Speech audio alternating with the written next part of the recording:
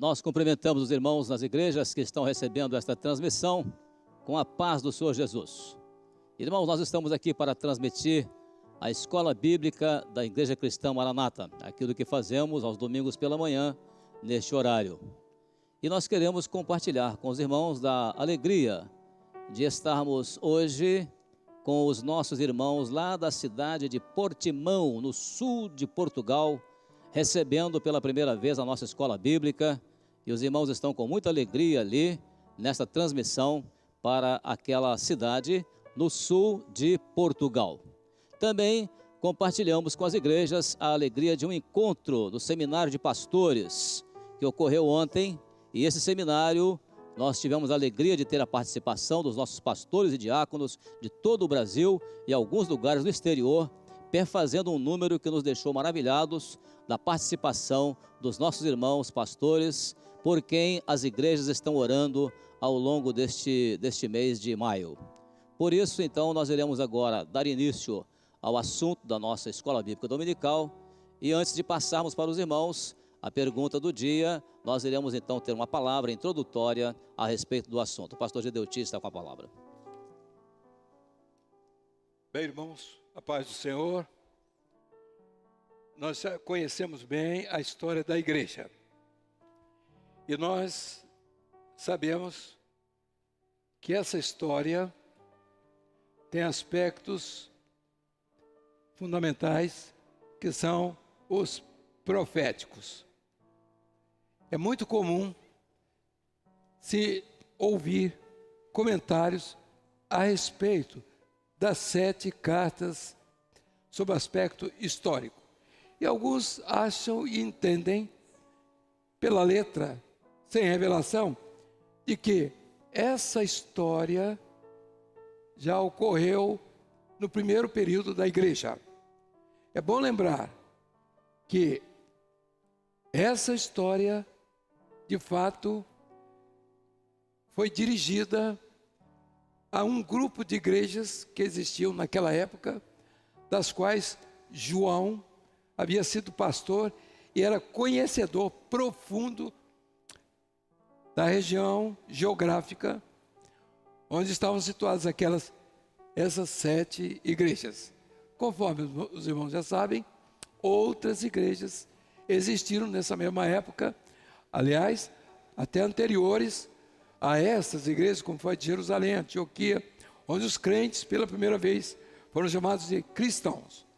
Portanto, o importante para nós é entender que esse texto que está descrito no Apocalipse fala de uma história da igreja no decorrer dos séculos, onde teve o seu início no Pentecostes, no período de Éfeso, quando o Espírito Santo foi derramado, e a palavra que distingue esse período foi a igreja que o Senhor queria, a igreja que exerceu a sua missão nesse primeiro tempo, quando estabeleceu definitivamente a doutrina através da revelação que veio diretamente da parte do Senhor, a partir do primeiro sopro que foi dado, quando Pedro transmite a grande mensagem de conversão,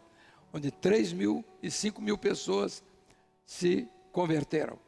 A partir dali, os fatos, as ocorrências que estão no livro dos Atos dos Apóstolos, que falam da história da igreja, dos Atos dos Apóstolos que viveram aquele período governado e orientado pelo Espírito Santo. O último período se refere a um tempo quando a igreja encerraria o projeto de Deus aqui na terra. Como a igreja iria encerrar o projeto? Em que circunstâncias? Durante os séculos, há uma manifestação de uma operação do Espírito do Senhor em cada período, como há uma manifestação de Jesus como o governo da igreja.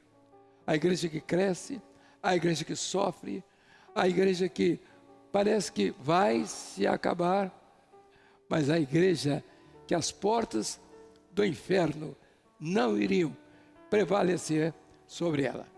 Nós vamos ver nesse período Deus usando homens simples, mensagens, operações de maravilhas, para dizer: eu estou presente, eu sou o Senhor de todas as coisas, é aquele que anda no meio dos 7 castiçais de ouro, é aquele que está no centro de toda a operação do Espírito de Deus, do fogo, do calor, da luz, da revelação. Ele é o Senhor da igreja. E a igreja está em função da operação que Ele determina no seu próprio Espírito. Não está preocupado, evidentemente, em falar de uma igreja que iria crescer, ia se manifestar ao mundo com poder de mando, com poder político, a organização humana. Não, mas uma igreja, um povo que iria direcionar vidas, almas salvas para um outro reino. E quando ele fala noutro reino, ele fala a operação exatamente deste Espírito glorioso, e ao mesmo tempo ele associa o Espírito, esse mesmo Espírito que opera aqui, que nós lemos em Isaías, no capítulo 11, o verso 2, nós vemos essa operação sendo distribuída em cada período da igreja, que faz a conexão, a união daquilo que é histórico ao profético. E Jesus usa, no capítulo 13 de Mateus, as 7 parábolas do reino. Aqui está a figura do reino, ele presente e aquele profetizando a respeito disso. E o profeta lá em Isaías falando de como se daria esse encontro entre o período da igreja e a operação do Espírito Santo, e isso em termos de explicação, que era o recurso usado pelo Senhor Jesus por meio das parábolas. Hoje nós temos algumas perguntas que vão ser feitas e nós gostaríamos de passar a palavra ao pastor Gilson para que ele desenvolva essa pergunta. Talvez uma só. É só uma? Só haverá uma pergunta. Assim, a palavra ao pastor Gilson. Irmão, nós vamos então à pergunta, que essa pergunta, a resposta dela vai envolver que os irmãos leiam todo o capítulo 2, associe o título glorioso do Senhor Jesus, registrado no primeiro versículo de cada uma das 4 primeiras cartas, e sua relação com o aspecto doutrinário de cada período da igreja. Então vamos novamente repetir. Associe o título glorioso do Senhor Jesus, registrado no primeiro versículo de cada uma das 4 primeiras cartas, e sua relação com o aspecto doutrinário de cada período da igreja, das 4 primeiras cartas. Queremos então apenas informar para os irmãos que os irmãos vão trabalhar na resposta dessa pergunta e vão trabalhar em todo o capítulo 2 do livro de Apocalipse, onde os irmãos encontrarão no início de cada carta a expressão do Senhor Jesus que confere a si próprio, a Ele próprio, o título glorioso do Senhor Jesus. E logo em seguida, em cada carta, os irmãos vão buscar ali compreender qual é o aspecto doutrinário daquela carta que está relacionado com aquele título, o respectivo título do Senhor Jesus, ali naquelas primeiras cartas, a Éfeso, a Esmirna, a Pérgamo e a Tiatira. E assim, nós iremos dar um período de tempo para os irmãos para responder essa pergunta, e logo em seguida nós estaremos então de volta. Eu creio que 10 minutos será o suficiente para os irmãos responderem a pergunta, e logo em seguida nós estaremos de volta.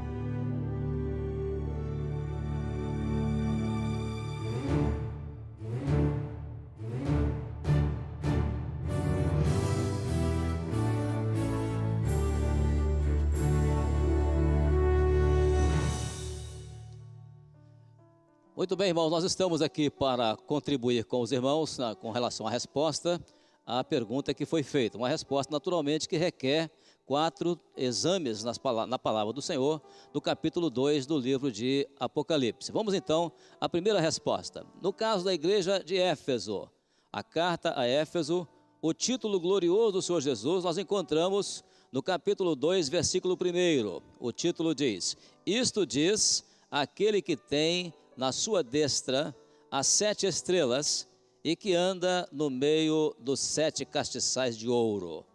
Isto é o título glorioso do Senhor Jesus. Agora, o aspecto doutrinário nesta carta relacionado a este título glorioso.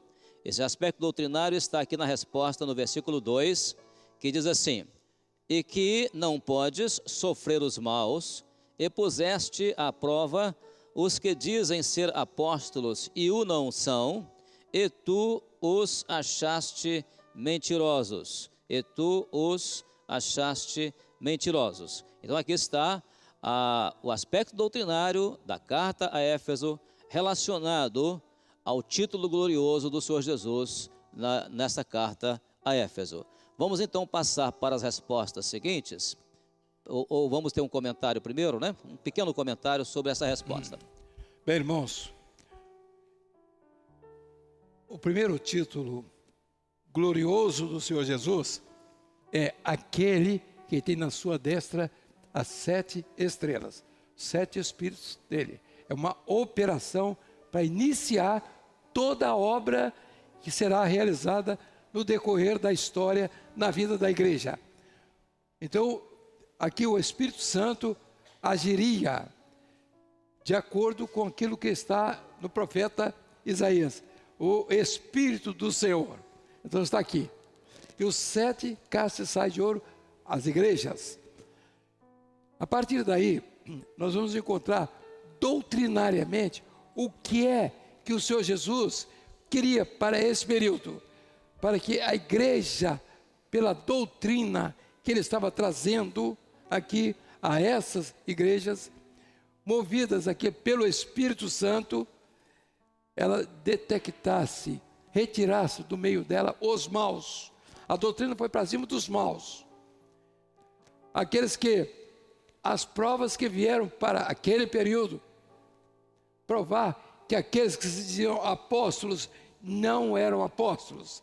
E para provar que eles eram mentirosos. Então, a doutrina, o título glorioso aqui, vem exatamente em cima da necessidade doutrinária da igreja aqui nesse período.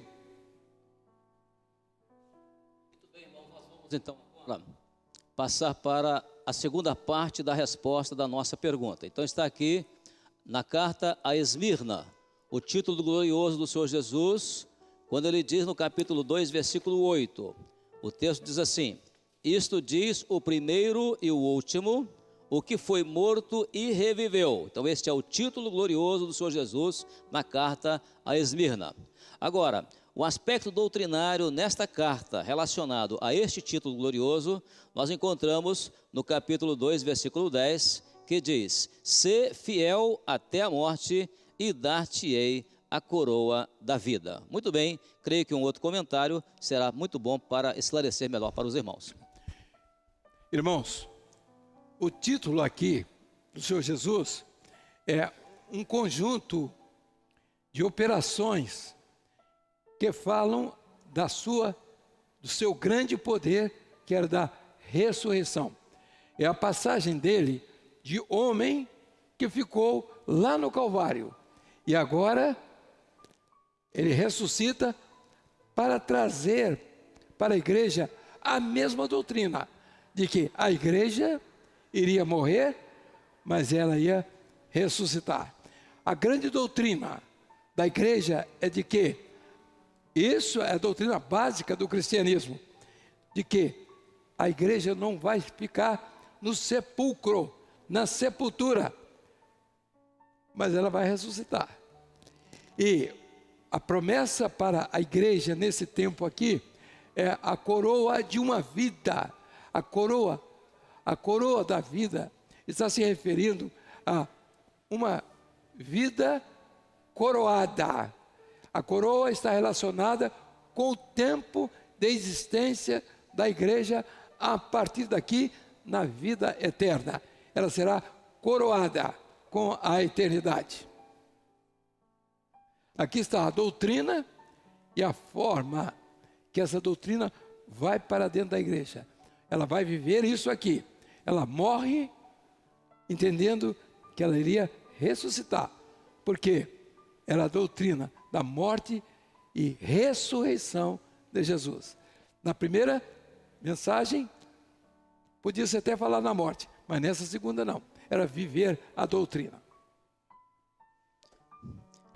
Irmão, nós vamos agora à terceira parte da resposta da nossa pergunta, que está relacionada à carta a Pérgamo. Então aqui está o título glorioso do Senhor Jesus na carta a Pérgamo, no capítulo 2, versículo 12, quando diz: isto diz aquele que tem a espada aguda de 2 fios. Então aqui está o título glorioso do Senhor Jesus na carta a Pérgamo. E o aspecto doutrinário relacionado a este título glorioso do Senhor Jesus na carta a Pérgamo está no verso 16, quando nós encontramos lá a expressão: e contra eles batalharei com a espada da minha boca. Então aqui está o aspecto doutrinário relacionado a este título do Senhor Jesus na carta a Pérgamo. Creio que é importante também mais um comentário, uma explicação detalhada para os irmãos, para melhor compreensão do assunto. O pastor Gedeuti pode, por favor, dar essa palavra. Meus irmãos, aqui nós vemos a espada aguda de 2 fios. O que a doutrina aqui não era apenas uma face da palavra, não era simplesmente a inspiração da palavra, mas era a inspiração e a revelação, porque era profético o que iria o Senhor, a partir desse tempo, ele ia intervir na história da igreja, porque, na verdade, havia só uma parte da espada que estava sendo usada. Podia ser a história, a parte apenas inspirada. Agora aqui eles não. A partir, eu vou batalhar. A doutrina aqui seria agora a palavra inspirada e revelada.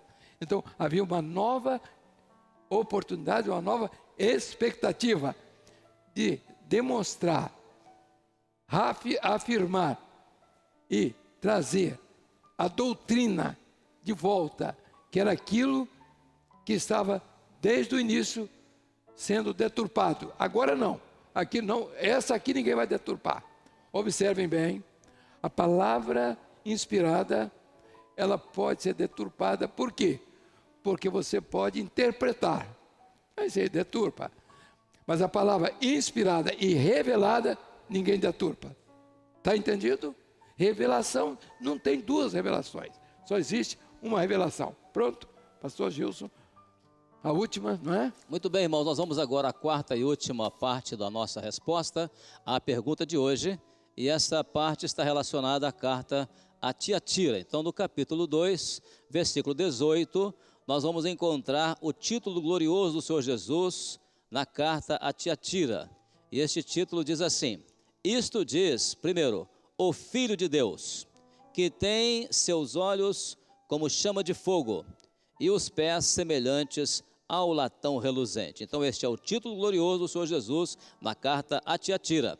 Agora, o aspecto doutrinário desta carta relacionado a este título glorioso do Senhor Jesus na carta a Tiatira está no verso 19, que diz assim: eu conheço as tuas obras e a tua caridade, o teu amor, e o teu serviço, e a tua fé, e a tua paciência, e que as tuas últimas obras são mais do que as primeiras. Então este aqui está o caráter doutrinário desta carta relacionado a este título glorioso do Senhor Jesus na carta de Tiatira. Por favor, pastor. A igreja, nesse período, ela estava sofrendo de identidade, porque havia uma mistura histórica e profética. A histórica havia dominado o cristianismo da época, que foi a associação foi feita com o mundo, o casamento da igreja com o Estado.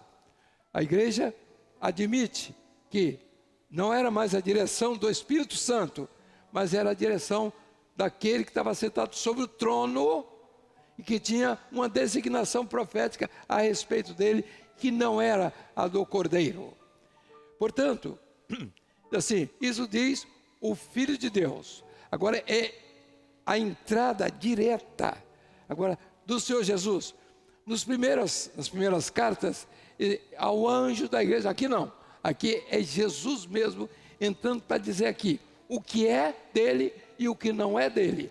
Então ele diz o seguinte: eu conheço olhos como chama de fogo. Os irmãos agora vão se deter.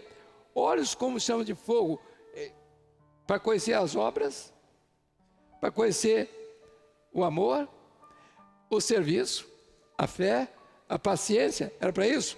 Olhos como chama de fogo, era para ver tudo isso? Não. Olhos como chama de fogo tinha um motivo aqui. Era a caridade, era o amor, era a fé, era a paciência, era o serviço. As obras não. As obras, ele diz assim, olhos como chama de fogo, é para ver a vida da igreja, a vida espiritual da igreja. Então, a doutrina aqui, ela vai ser trazida com vistas, quer dizer, o aspecto doutrinário da figura de Jesus aqui é para mostrar a diferença, o que é do Espírito e o que não é do Espírito. Então, olhos como chama de fogo é para do Espírito, para ver o comportamento espiritual da igreja.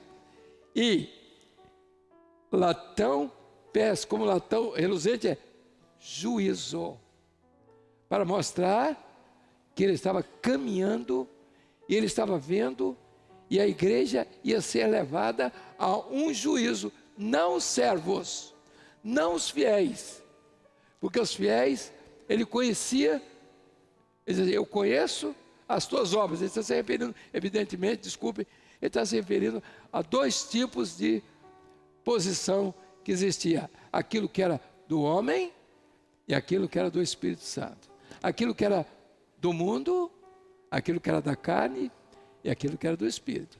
Quando ele olha como chama de fogo, ele está vendo aquilo que é do Espírito. E quando ele age como os pés, como latão reluzente, ele está falando de juízo, que vai manter sobre as obras da carne. Agora os irmãos vão ver que já é uma preparação para a ação dele, do Senhor Jesus, a partir desse momento. Ele entra na história da igreja e logo em seguida ele passa também. Os irmãos vão ver quando ele muda a conversa dele, sai da multidão para os discípulos com relação às parábolas.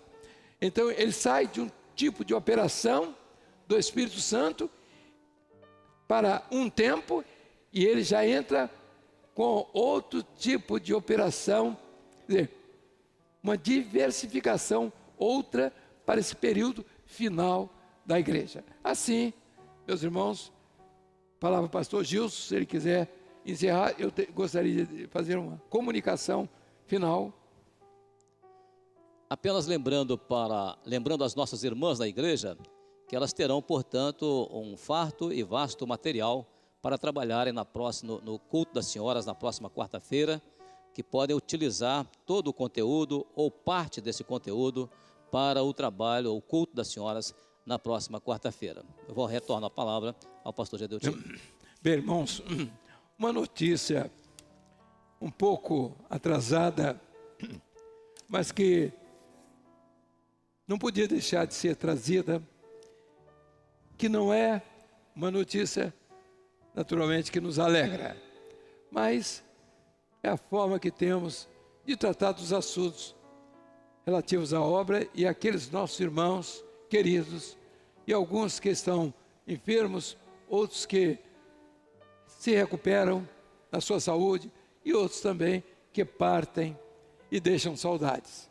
A Bíblia fala daqueles que morrem e não deixam saudades, mas o nosso povo morre, mas deixa saudades. porque eles deixam marcas, eles deixam pontos, luzentes, luzes que brilham na estrada da vida. E tantos que seguem esse caminho, porque é o projeto de Deus que traz atrás do homem a revelação, a luz que brilha e que caminha para a eternidade. E eu quero me referir aqui ao nosso irmão querido que partiu para o Senhor, pastor Euseir Scherrer, dizendo aos irmãos que essa ocorrência foi no dia 4 deste mês. Foi impossível a nossa ida ali por motivos de saúde e uns desencontros que tivemos com relação às informações, mas tivemos a presença dos nossos pastores que estavam ali, levando palavras de conforto, de consolo, especialmente à família, à igreja, à irmã, à esposa e os seus familiares. Na igreja de Marataízes, no sul do estado do Espírito Santo.